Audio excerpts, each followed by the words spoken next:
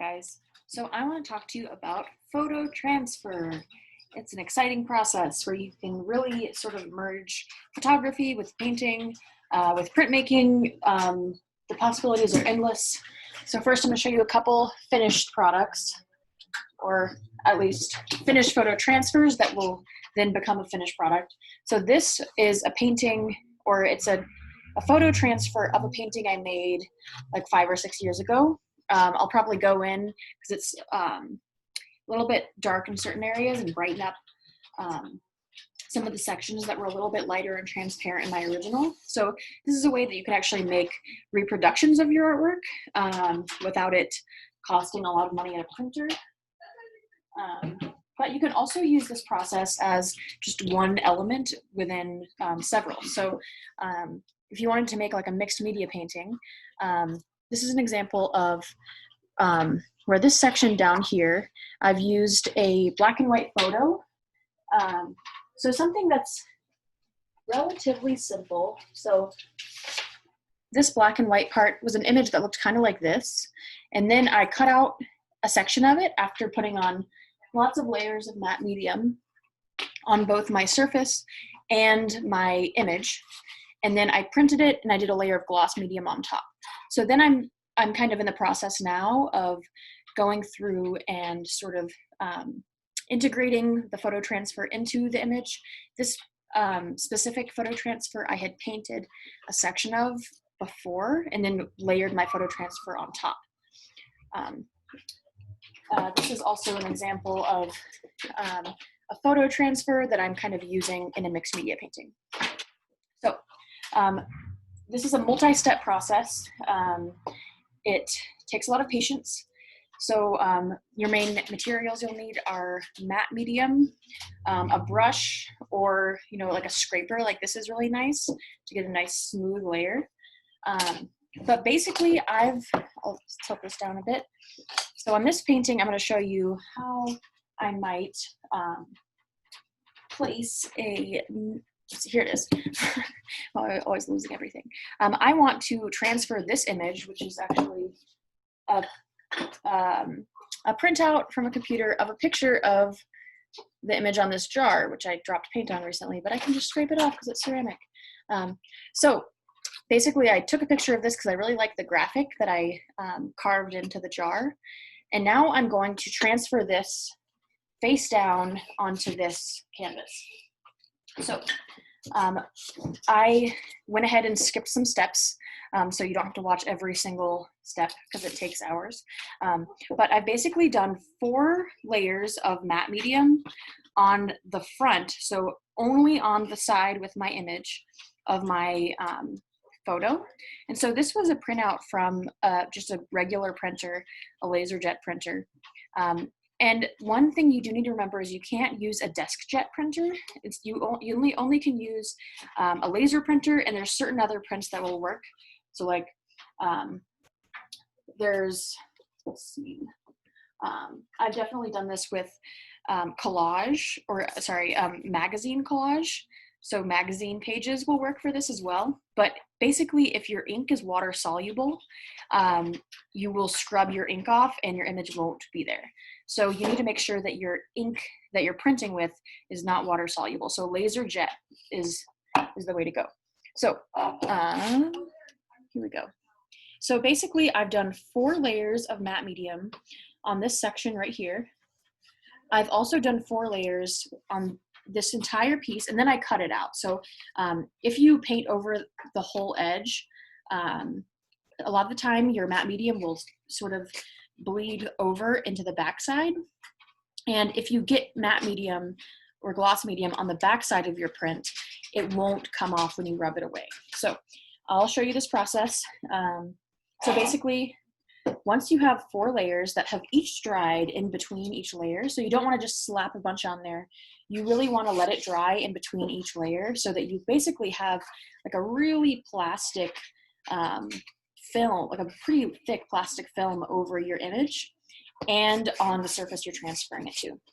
So the next thing I'm going to do is I'm going to do a wet on wet layer. So I'm going to use this scraper to get a relatively even but also a pretty thick layer of matte medium. I'm going to keep the other side clean because I'll probably use that to go through and seal that image on there, like a bone folder or something. So I'm going to try to let this sit relatively thick, but at the same time you want it to be even, because if there's air bubbles that get trapped in between, those will show up in your print, and a lot of the time it's not desirable. Okay. So I have a relatively thick layer on there. So next I'm going to do a final layer on my image. So remember, you want to put your matte medium always on the side with your image, not the back side, which I secretly just did and then had to run to the sink and wash off so I wouldn't destroy the piece in front of your eyes. So I'm going to paint this on so that it's a little bit more controlled, because I don't want it getting on the back side of this.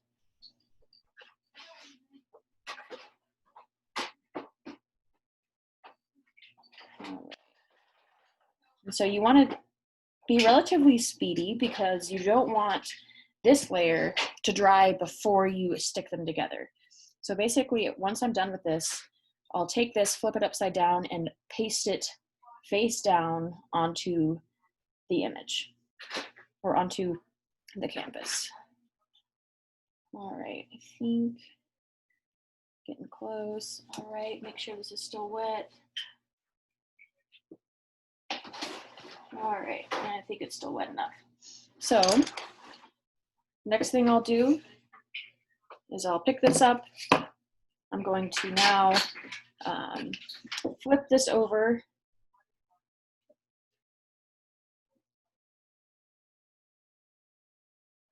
Right there. And then you want to be really careful because you don't want to get any of that medium on the backside, but you also want to make sure that you don't have any air bubbles. So this is a good time to sort of start in the middle and slowly move your hands or your fingers towards the edges so that any air bubbles can sort of pop out the edges. All right, so next thing I might take this. So I have a wet side and a clean side. I might use this to kind of get rid of some of that extra. You want to clean this off really well before you put it back on that wet gloss medium. All right. So the next thing I'm going to do is I'm just going to let this dry. So I will probably come back to it tomorrow. To you, hopefully it'll only look like a few seconds, but I'm going to let this dry all night because I really, really want a nice clean transfer without a lot of unexpected textures. So you can kind of see my image through there. Hopefully it will transfer relatively cleanly, but now I'll just let it sit. So you want your wet on wet layer to sit facing each other and smooth for at least a few hours. But I find that waiting a full day or leaving it out in the sun for a few hours will do the trick. If you do the next step too quickly, and if you're impatient, there's a much higher likelihood that something will go wrong along the way. So just keep that in mind. Hang tight.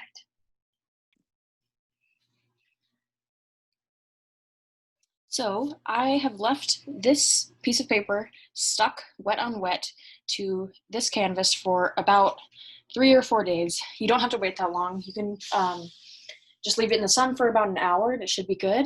But I tend to think that if the longer, the better. So next thing I'm going to do is I'm going to pour some water on it. If you have a sink, I recommend just running it under the tap. But for demonstration's sake, I brought a little cup of water. So I'm going to pour it on, and you can see that my image is slowly starting to reveal itself when I get it wet. And now my job is to slowly, really gently start to rub away some of the paper pulp. So I recommend first starting with your finger so that you can get a sense for the amount of pressure you need. And then once you feel like you have a sense of that pressure, grab a sponge. You can just wipe away the paper with a sponge. So here's what it looks like so far. You can see my image is slowly starting to reveal itself. And this is just a fun way of kind of mixing up your process a little bit. So if you maybe want to try to make a painting in a totally different way than you have before, so not every kind of painting needs to start with an underpainting. That's kind of the traditional way to make a painting, and it's a great skill to learn, but at the same time, there are like millions of different possibilities when it comes to your process. So sometimes I like to just sort of throw myself a curveball so that I can have a painting that looks different than anything I've ever made. And what I'm doing right here is pretty different. So I'm excited to sort of see where my process goes. So as you rub away the paper pulp, it might appear like you're done. It might appear like you've got most of it away. But I recommend continuing to rub it away until it's completely clear. So I'll show you guys a couple of other examples. But this is what it looks like so far. And then I would basically just keep rubbing that paper away until I have a super clear image. And then I might go in and paint.